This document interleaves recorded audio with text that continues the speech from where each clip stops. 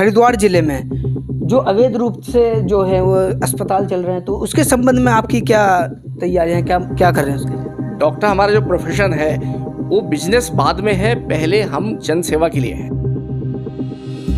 अस्पताल जैसे कि आयुर्वेद का है और उसमें एलोपैथी का इलाज दिया जा रहा है। दिया जा सकता है, लेकिन उसे एक माध्यम ना बनाए कमाई का। अगर कोई प्राइवेट कर रहा है तो आयुर्वेद बहुत अच्छा इलाज है, आयुर्वेद से इलाज करें। वो हमारे हरिद्वार में बाहरी जो क्षेत्र के लोग हैं उनका आयुष्मान कहीं ना कहीं ये शिकायत आ रही है कि नहीं चल रहा है, ऐसी जो शिकायत है वो आ रही है, तो इस पर आप क्या कहेंगे? नमस्कार, मैं शोएब राज स्वागत करता हूं आपका दैनिक भारत न्यूज़ में। और आज हम मौजूद हैं रोशनाबाद में और हमारे साथ मौजूद हैं हरिद्वार ज़िले के मुख्य चिकित्सा अधिकारी श्री मनीष दत्त जी। और आज हम इनसे सवाल करेंगे कि आने वाली जो कांवड़ है यात्रा जो 4 जुलाई से चल रही है, उसके संबंध में ज़िले में क्या व्यवस्थाएं की गई हैं और सुविधाएं किस तरह की वो कर रहे हैं और कहाँ जो हैं चिकित्सा के केंद्र लगाए गए हैं। सर, आपका बहुत बहुत स्वागत है सर हमारे चैनल में। ऐसा है, अभी 4 तारीख से हमारा जो कांवड़ का एक बहुत बड़ा एक प्रोग्राम है, चल रहा वाला है, जिसमें कि इस बार लगभग जैसे प्रशासन कह रहा है लगभग 5 करोड़ श्रद्धालुओं के आने की संभावना है। तो हमारी तैयारी इसमें बिल्कुल पूर्ण है। हरिद्वार से लेके और हमारा जो लास्ट नसीरपुर बॉर्डर है, अगर इस रूट पे चले हम कांवड़ पटरी की तरफ और इधर नजियाबाद रूट पे भी और भगवानपुर की तरफ, हमारे टोटल हमने 21 हमारे जो है अस्थायी शिविर वो हमने लगाए हैं। 5 हमारे बड़े अस्पताल जो हैं हरिद्वार में, जिनमें इस रूट पे नजियाबाद रूट पे ध्रुव चैरिटेबल हॉस्पिटल है, आरोग्यम हॉस्पिटल है भगवानपुर की तरफ, JMX वेल केयर वाला जो यहाँ पे है। इस 5 हॉस्पिटल्स ने अपने हॉस्पिटल के साथ साथ बाहर इन्होंने एक कैंप भी लगाया, स्थायी शिविर भी लगाए और एक समर्पण हमारे यहाँ रुड़की क्षेत्र में एक नगर निगम के पास एक कैंप वो भी करते हैं। तो टोटल इस तरह से हमारे ये सारे कैंप्स रहेंगे। और जितने भी प्राइवेट हॉस्पिटल बड़े हैं या हमारी जितने भी हॉस्पिटल्स हैं, हमने सबको गाइडलाइन भी कर दी है, प्लस हमने लेटर इशू कर दिए हैं कि अपने अपने उसमें बेड्स को आरक्षित रखेंगे कांवड़ यात्रा को देखते हुए। और हर तरह की दवाई, जिसमें मेन ये रहता है कि कांवड़ क्षेत्र में जब घास वास के इस तरह से पटरी के साथ साथ चलते हैं तो सांप के काटने के भी काफ़ी केसेस आ जाते हैं, बंदर काटने के भी कई बार आ जाते हैं, कुत्ते काटने के। तो एंटी स्नेक वेनम भी और रेबीज़ के भी टीका जितना भी है वो सब हमारे पास उपलब्ध। हमने उसी तरह से प्लान करा है। हमने हरिद्वार मेन डिपो हमारा रहेगा, लक्सर की तरफ एक डिपो रहेगा, एक रुड़की में हम डिपो बनाएंगे करियर क्षेत्र में, जो पूरा उस एरिया को देख लेगा। तो इस तरह से हमने प्लानिंग करी है। तो सर, हम देख रहे हैं जिस तरह से आप बता रहे हैं, तो अब कावड़िया भी का मतलब कावड़ भी चल रही है यात्रा और एक तरफ 4 धाम भी है, तो स्थिति आप देखते हैं कि बहुत ही चुनौतीपूर्ण है। तो इसको किस तरह देख रहे हैं? नहीं, हमारी तैयारी इस तरह से पूर्ण है, आप उसमें बिल्कुल निश्चिंत रहिए। जो हमारे अस्थायी शिविर हैं और दवाइयों की हमारे कोई कमी नहीं है। 4 धाम की यात्रा उस समय वैसे भी थोड़ा सा कम हो जाती है, लेकिन उनको भी देखते हुए जितने हमारे जो बड़े हॉस्पिटल हमारे सरकारी अपने हॉस्पिटल हैं और जितने भी प्राइवेट हॉस्पिटल हैं, जैसे अगर हरिद्वार की बात करें तो जैसे रामकृष्ण मिशन भी एक हो गया, JMX वेल हो गया हरिद्वार क्षेत्र में ही, और उधर विनय विशाल है, आरोग्यम है, जितने बड़े हॉस्पिटल प्राइवेट के भी हैं, हमने इन्हें भी सबको अलर्ट पे ही रखा हुआ है। पहले भी इनको सबको पत्र प्रेषित कर दिया था, अब भी हमने कांवड़ को देखते हुए इन्हें सबको कहा है कि अपने यहाँ पूरी तैयारियाँ रखें। किसी भी आकस्मिकता की आवश्यकता में ये बेड्स भी आरक्षित रखेंगे और हर तरह की जो भी ट्रीटमेंट किसी को अगर आवश्यकता होगी वो निश्चित रूप से दिया जाएगा। सर, अगर हम देखते हैं कि अब मानसून का मौसम है और कहीं ना कहीं जो मलेरिया है और डेंगू है वो भी फैलने की आशंका है, तो उसके लिए आपकी क्या तैयारियाँ? हमारे अभी डेंगू संबंध में एक जिलाधिकारी महोदय के उसमें एक मीटिंग हमने कर ली है, जिसमें कि सभी विभागों को, क्योंकि हर विभाग का इसमें इन्वॉल्वमेंट रहता है, हमारा अपने विभाग की तरफ से हमने सर्वे कराने शुरू कर दिए हैं। क्योंकि ऐसा होता है जैसे ही गर्मी स्टार्ट होती है लोग कूलर चलाते हैं, कूलर का पानी खाली नहीं करते पूर्ण रूप से, उसमें मच्छर पनपता है, साफ़ पानी में मच्छर पनपता है। तो मैं तो आपके उससे भी ये सबको मैसेज करना चाहूँगा कि जो भी घर में गमला भी है, फ्लावर वास भी है, या कोई छोटा सा भी बर्तन प्लास्टिक का भी अगर ऐसा रखा है जिसमें पानी इकट्ठा हो सकता है बरसात के सीज़न में, कृपया करके उसे हफ्ते भर में ज़रूर खाली करें।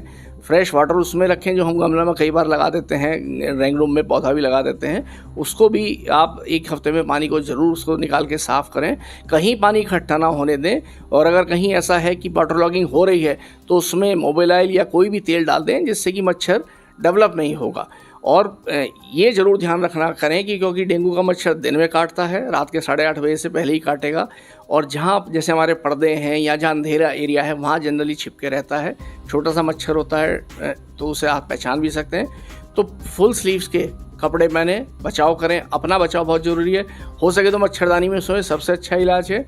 और मच्छर कोई ऐसा अगर आपको बुखार हो रहा है तो निश्चित रूप से आसपास जाके किसी भी अस्पताल में हमारे सब जगह जांच उपलब्ध है, जांच कराएं और दवाई लें। तो सर इसमें जिस तरह आप बता रहे हैं डेंगू का, तो डेंगू के जो लक्षण हैं किस तरह के हैं? देखिए, डेंगू में तेज़ बुखार आता है, कभी के साथ कई बार हो सकता है, बॉडी एक कई बार हो सकता है। हमें मेन डेंगू का क्यों इशू रहता है, क्योंकि डेंगू के बुखार में प्लेटलेट्स कम होती हैं। तो जब भी कोई इस तरह का आपको अगर बुखार लग रहा है, वैसे तो आज के समय में कोई बुखार हो, कोई वायरल हो, आपको सरकारी अस्पताल में नियरेस्ट जो भी हॉस्पिटल है उसमें जाना चाहिए। सब जांच उपलब्ध हैं, सारी दवाइयाँ उपलब्ध हैं। कई बार ऐसा हो जाता है कि प्लेटलेट अगर बहुत कम हो जाए, मान लीजिए 10,000 से उसके नीचे भी आ गई हैं, तो हमें प्लेटलेट की भी आवश्यकता पड़ती है चढ़ाने के लिए। तो हमारे रुड़की ब्लड बैंक और हरिद्वार ब्लड बैंक में भी आपको प्लेटलेट्स उपलब्ध हैं। अदरवाइज वैसे भी प्राइवेट ब्लड बैंक भी अभी यहाँ 9 और हैं, जो इन्हें अगर हम अपने हॉस्पिटल को छोड़ दें, सरकारी को छोड़ें, तो 9 ब्लड बैंक और हैं रुड़की और हरिद्वार क्षेत्र में, वहाँ भी आपको प्लेटलेट्स की उपलब्धता हो सकती है। सर जिस तरह से आप देख रहे हैं कि तो इसके छिड़काव के लिए क्या, क्षेत्र में छिड़काव के लिए क्या व्यवस्था है? जी, अगर शहरी क्षेत्र में नगर निगम के द्वारा छिड़काव किया जाता है, हमारे द्वारा भी किया जाता है। अगर कहीं कोई पर्टिकुलर एरिया है जहाँ पर कि हो रहा है, तो लार्विसाइड का छिड़काव भी हम करते हैं, जिससे लार्वा ही मर जाए, मच्छर के रूप में पनपे नहीं वो।